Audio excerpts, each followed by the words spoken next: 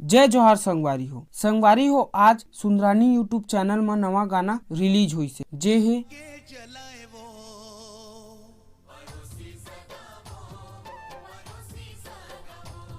जेला लिखे है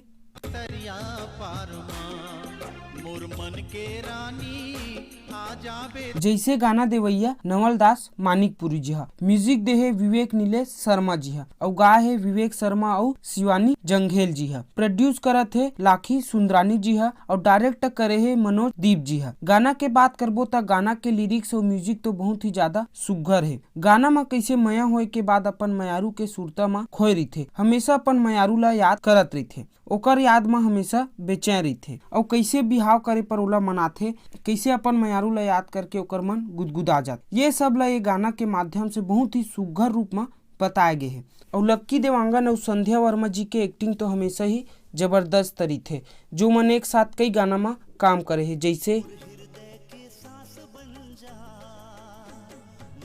और इनकर जोड़ी ला तो हमेशा से छत्तीसगढ़ में पसंद करे जाते। विवेक शर्मा जी जे है